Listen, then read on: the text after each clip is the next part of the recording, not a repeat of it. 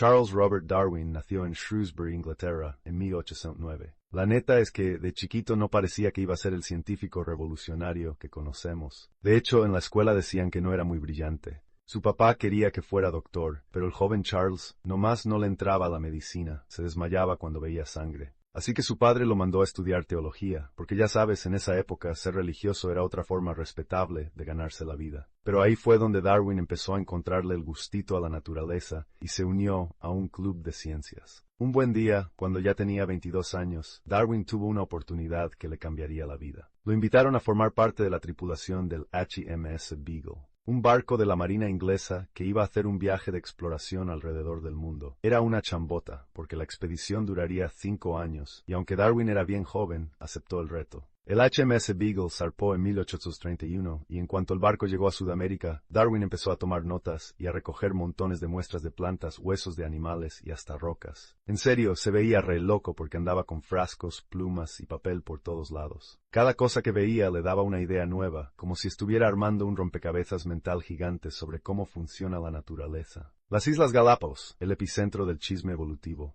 Pero donde Darwin casi que se iluminó fue en los Galápagos. Cuando el Beagle llegó ahí, Charles notó que los animales eran como versiones personalizadas de los que ya había visto en el continente. Por ejemplo, los pinzones, esas aves chiquitas, tenían diferentes tipos de picos, como si cada pico estuviera hecho justo para el tipo de comida que había en cada isla. Ahí fue donde se le prendió el foco y empezó a sospechar que las especies, en vez de ser inmutables como se pensaba, podían cambiar dependiendo de su ambiente. ¡Boom! En ese momento fue cuando el compa empezó a entender que las especies se adaptan para sobrevivir, el regreso a Inglaterra y el cooking de la teoría. Ya de regreso en Inglaterra, Darwin no salió a gritarle su descubrimiento al mundo. Se tomó su tiempo, 20 años, para armar su teoría con calma, porque sabía que esto iba a causar un gran alboroto. De hecho, hasta tenía dudas y miedos porque la idea de que las especies cambiaran desafiaba las creencias religiosas de su época. Pero Darwin era terco y bien dedicado, así que empezó a escribir sus observaciones y a estudiar animales de todo tipo, incluso palomas y gusanos. La bomba, el origen de las especies. En 1859, Darwin lanzó su libro El origen de las especies, y aquí fue donde soltó la bomba de la selección natural.